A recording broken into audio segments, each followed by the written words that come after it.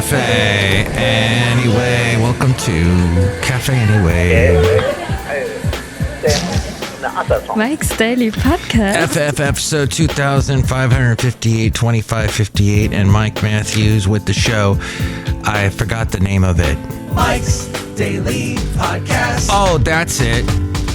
Once again, there's a cat that's sitting on my lap. He's cleaning himself. What's the strangest thing that is? And it's Mike Matthews. Plop, plop, fizz, fizz. Oh, what a relief it is that Mike Matthews stopped singing. And the show that is called Mike's Daily Podcast. I have been doing this podcast now, let's say, a couple days. Mike's Daily.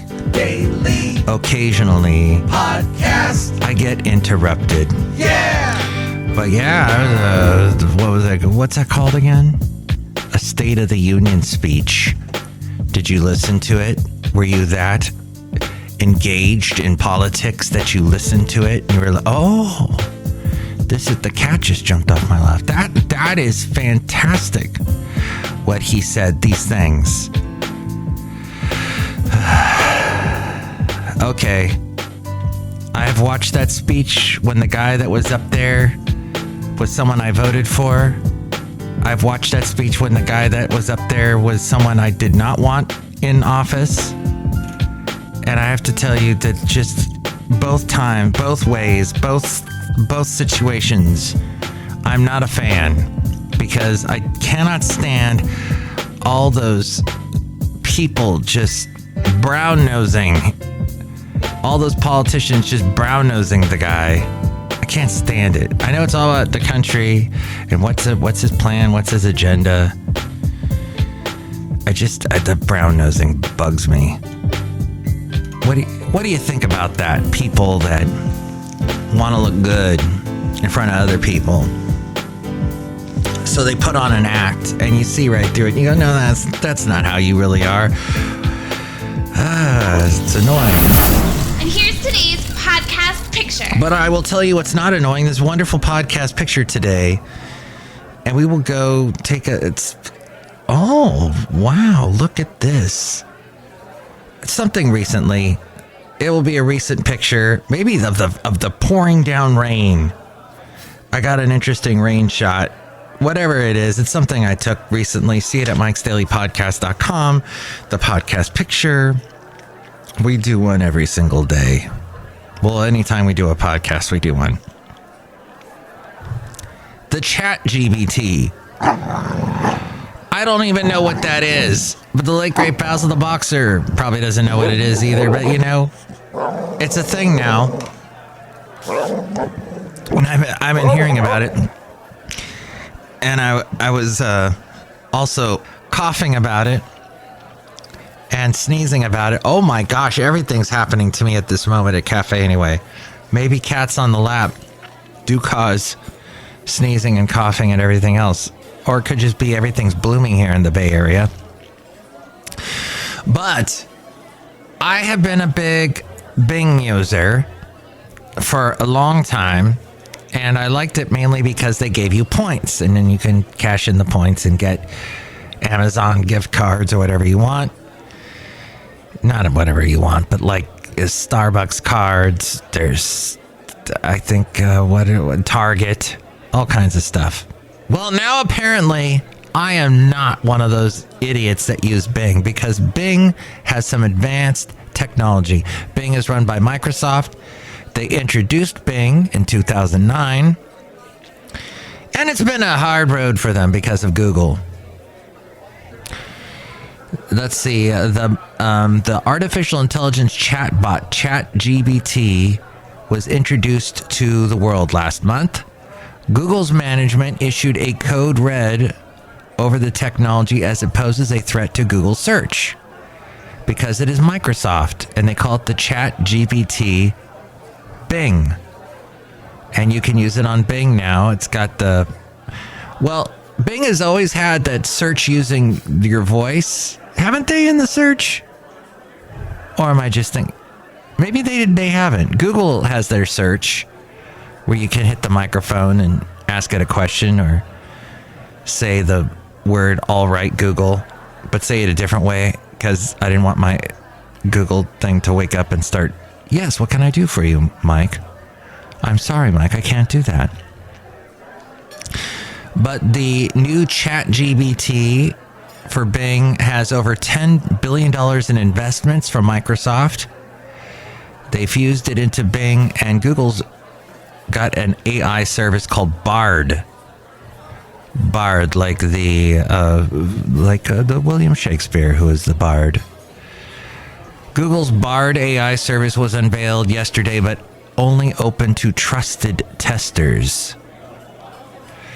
So there you go. That's what's happening with that. AMC, another bit of interesting news in the world of business. They have introduced the cheap seats. AMC already knows you come to their place for movie magic. The theater chain is introducing a tiered ticket pricing scheme based on your seat location. Similar to airlines, similar to sporting events, similar to concerts, similar to this whole thing Disney does when you show up at their park, even when you show up early. Maybe you can get on rides before anybody else, but if you don't have that fast pass or whatever they call it now, you got to pay extra for it, and then you can get into the rides and blow past people who are waiting in line forever, and you just go zipping through there. I hate that tiered thing. Drives me nuts. And what about that whole, what were we voting for years ago? Or Obama was trying to fight it, the whole thing where the internet would be tiered and some people would have faster internet than others. The throttling, remember that word, throttling? Well, AMC is hoping that charging a bit extra for the middle seats will help boost revenue in a more consistent way than just for new avatars to come out. The program called Sightline, as we go outside a cafe anyway, we're bringing you Mike's Daily Podcast somewhere in Podcastro Valley, the last place on earth, will reflect the demand patterns you can observe in any theater. For a discount, you will get to a seat, the cheapest seats are the bad front row seats. Have you ever watched a movie in the front row? The last movie that I watched front row was Moonrise Kingdom. The guy, the director, what's his name? I want to say Will Arnett, but that's not it. That guy, he does all those bizarre movies like Rushmore, like Moonrise Kingdom, like Darjeeling Limited. Wes Anderson, thank you. Will Arnett, dang it, why did you director block me there just then? Dang it. So Wes Anderson, he's got that whole style of making movies. Well, I saw Moonrise Kingdom in Oakland, in the Piedmont area, and the only seats were in the front row, and it was too much. Wes Anderson movies are too much to watch anyway on a regular screen. On a TV screen, they're hard to watch, but to sit front row with your face pressed up against the screen, not the best. Then so that's value is what AMC is calling that. Then there's standard, which is common seats, just everybody's regular seats for the traditional ticket price. And then there's preferred. And guess what that is? The good middle seats that fill up first for a premium price. Back in the day, you were able to just walk in and get those. Well, let's go to the movie theater early so we got a good seat. Well, now you pay extra and you get the good seat. What movie you're seeing does not affect the price, according to AMC. The chain can't vary prices of individual films because tickets are priced by a contract between studios and theaters. Pricing by demand has also been avoided since it would require more complex monitoring and cost theaters money. So all the commercial airtime for the Super Bowl is now booked. Having sold on average for 30 seconds, guess how much? $6 million for a 30-second spot. So you're going to watch some of these commercials, and we call them spots in the radio world. But yeah, some of these commercials are going to be what, like 2 or 3 minutes? Add that up. Crypto is out and alcohol is in this year, apparently, for the Super Bowl ads. Nintendo cut sales forecast for its aging Switch console after disappointing holiday season, apparently. And Bed Bath & Beyond stock is down again. It's down 45% after announcing plans to raise as much as $1 billion while trying to fend off bankruptcy. That's going on in the business world. 99 Luft balloons. I heard some expert today say we shouldn't call them balloons. Balloons are like at a party. The thing that China sent over was an airship. There's probably going to be an even more fancier way of saying that. Probably like an acronym. Well, China launched its SVO or something like that. The BLT, whatever we call it. And finally, this little bit of news about Minnesota. They are pondering a bill to become a trans refuge state. According to Fox News, Minnesota lawmakers are considering a bill that would establish the state as a trans refuge for children who are seeking transgender medical procedures, but they may be blocked by laws in the state that they're in other states. The legislation was introduced by Representative Lee Finke of the Democrat Farmer Labor Party. The bill is designed to provide alternating sex change procedures to minors who live in states that restrict gender-affirming care. Finke is the first openly transgender person to serve in the state legislature and said the bill is a desperate need for her community. I was thinking about it today, and young people getting major, huge surgeries to change their gender, or introducing chemicals into their bodies to change gender. And then the parents, are the parents responsible for that? Or when they turn 18, is that okay? Or can young people, the question goes back so far in time. Like, are young people allowed to smoke? Are young people allowed to drink? Are young people allowed to get tattoos? What are young people allowed to do?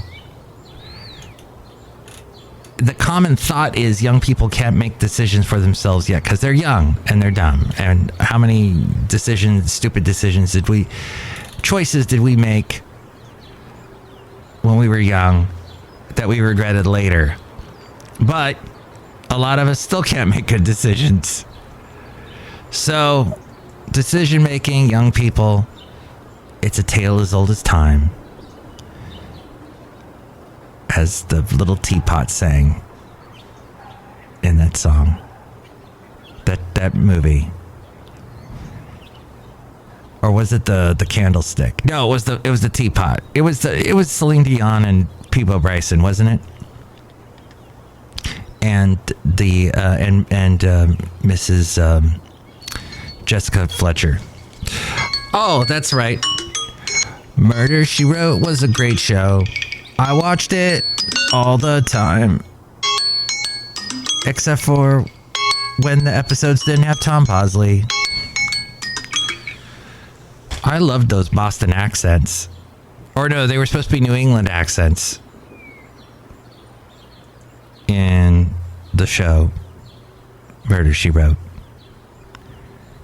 But as much as I loved Murder, She Wrote, No one can hold a candle to Lumiere. He was the best because he was later on Law and Order. And nothing can hold a candle to Scarecrow and Mrs. King. Okay, I'm done with all this. Look who else is here outside a cafe anyway. By the way, did you like the picture of Rocky the cat in the bag yesterday? The cat in the bag? Oh, maybe I'll have a great picture like that in today's podcast picture. You'll just have to go check and see at mikesdailypodcast.com. Look who's here. Hello, Mike Matthews. It's Chely Shoehart, gift shop supervisor. I liked Disney cartoons, Mike Matthews. You did? Which one was your favorite? The Rescuers. The Rescuers, right. Suzanne Plachette and Bob Newhart, wasn't it? No, it was that was the Bob Newhart show. It was Bob Newhart and Zsa Zsa Gabor or Ava Gabor. I think it was Ava Gabor. Anyway, yeah, I don't know who was in it except there was like a albatross, Mike Matthew. Orville, yes, Orville the albatross. Look who else is here. Hello, Mike. This is Floyd the Floorman. And this is John Deere, the engineer. Mike, did you get the mic stand fixed, Mike? Because it was making a lot of noise last podcast, Mike Matthews. Mm-hmm. It was making a lot of noise, and it is not making noise anymore. Oops. Oh, well, we'll have to get that fixed. Next show, it's going to be the wonderful Benita, the Disgruntled Fiddle Player, and the Brewmaster. You can tell me what you think about anything we covered today. 510-228-4640. That's area code 510, because we are in the 510 here in the East Bay, in the Bay Area, part East Bay in Podcastro Valley. 510-228-4640, and more ways to reach me is now available to you with what A-Frame is about to say. Mike's Daily Podcast is written and produced and performed by Mike Matthews. His podcast is super easy to find. Download or listen to his show and read his blog at mikesdailypodcast.com. Email Mike now at mikesdailypodcast@gmail.com. See you tomorrow. Bye! And here's just a little program note. I will probably not be bringing you a daily podcast. Thus, the name daily will not fit. But, I hear somebody using a blender outside a cafe anyway. What is this, the Love Boat? Is Isaac out here making us a drink, making us a pina colada? No, I won't be bringing you podcasts for the next couple of days because I got a lot of stuff going on at work, but I will try to bring you one again very soon. And you can get caught up in all the past podcasts. How about that? All those podcasts and podcast pictures and everything else, Mike's Daily Podcasty, can be found at mikesdailypodcast.com.